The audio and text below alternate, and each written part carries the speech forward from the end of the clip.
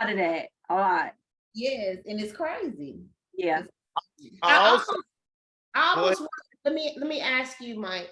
I almost wonder if women were more attached to the fact that the dick was being thrown out the window versus money, would that even change the narrative of how our men are today in society? Would that have any bearing at all? Because in most households, in most situations or relationships, and I'm not going to say majority because there's some really good ones out there, but in most of them, they are basically arrangements, right? Mm-hmm. So if a woman, we're going to use me, for example.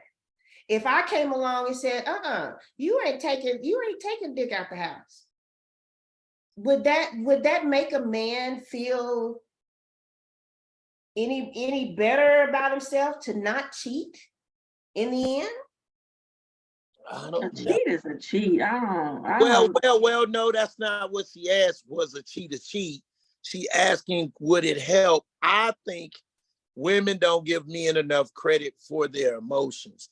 Men, if you make men feel important in that way, he may think twice because you could have just manipulated him into believing like it's like that, or if it's truly like that, and you're that concerned about it, he may sit like, damn, this is my woman's. I ain't giving that away. Like, I think it could work. I'm not saying, I think it depends on the guy, but I don't see nothing wrong with a woman putting that on the table if that's what the fuck it is.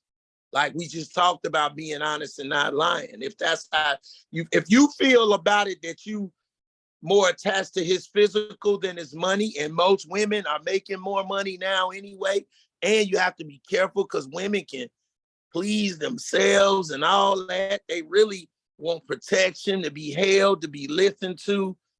There's a lot of women, if we be honest, sex ain't winning the relationship. Let's stop the bullshit. Facts. I had a long time ago, y'all, when I was young, and I'm gonna tell y'all this about me and Roshan. When I first started, we was dating, we were young, and you remember that letter I wrote, you found?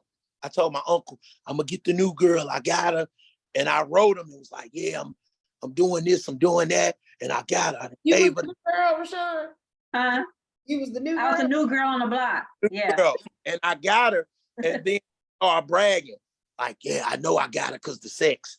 And I had an older uncle that told me, I'm gonna tell you right now, if you think you get any woman just with sex, you're gonna find out real hard, man. There's boys out here that'll make your motherfucking woman shake and fall the fuck out with the dick. Don't you think that you're the only one that can have, and I was young, you know, when you young and I'm testosterone, I'm 20, had played football all high school, my brain was the sex. You was feeling like Silverback, huh? Yeah, straight like that, Patrice. So, but I will never forget that thing he taught me. When he said that, it stuck with me that you have to really bring more than that. So I think in some situations, a lot of women, that ain't the deciding factor anyway. No. It's not. Yeah.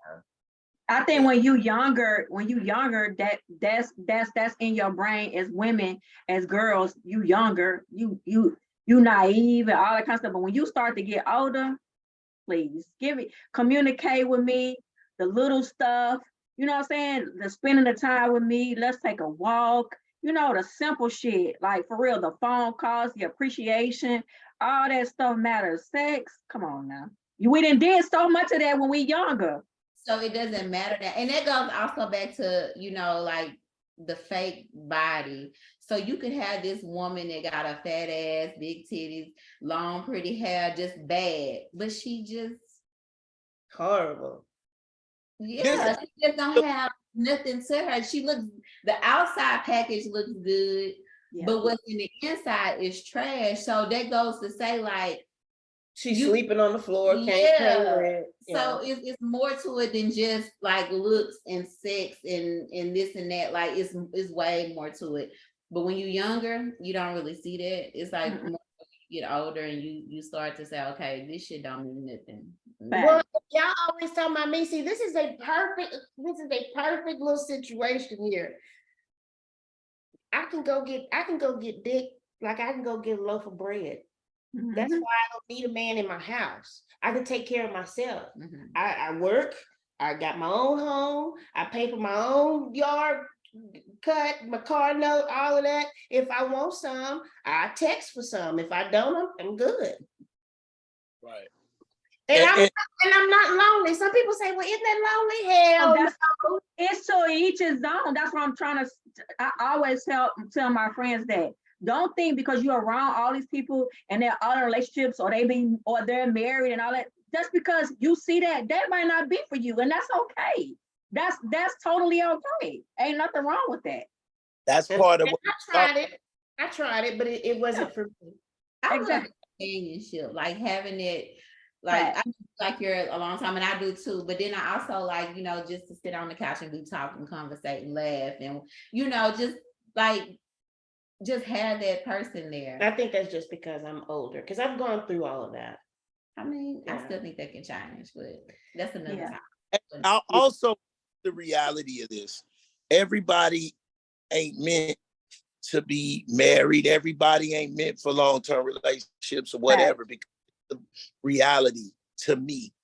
The blessing could be in having multiple friends in your life that just met you. God intention for you to touch 7 male companions' lives and to sprinkle some in their life. We get caught up in thinking that the ultimate, which, if marriage is for you, because like Melinda just said, Roshan, my nigga, that's my dog. It ain't, she my wife, but it's like, bro, like she just said, like, it's something that you come to grips with that long-term relationship that it be so much we shared last time that shit, I love the part of her that go fuck up, right? Because now I know she human.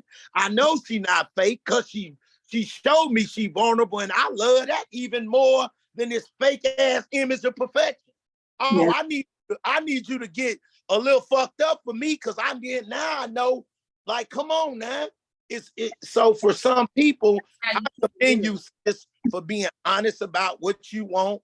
And like you say, everybody ain't you, they ain't living your life. So fuck, do what you do. But as far as the repercussion of lies, I started out with, hey, I wanted this, I wanted that, I wanted a relationship, and I was goo goo gaga over a person or two in my younger day. But that is what brought me to where I'm at now. Lies can totally put you in a different phase in your life. You can. I got so tired of the toxicity, the lies, the cheating. Then even after you give a person the benefit of the doubt, then there's more lies that come about. And then even when you give them the benefit of the doubt, maybe a second time, which I did, they didn't lie, but you were burned so much, even though you wanted to forgive that and let it pass, I couldn't. Yeah. Because every time something happened, it was like a flashback. Oh, nigga, but you remember you did this. So I had to let that go because I knew I wasn't going to be able to have a healthy relationship. So honestly, I've been through all of that. I've done the movie nights and the sitting and the talking, and I've done all of that. And for me,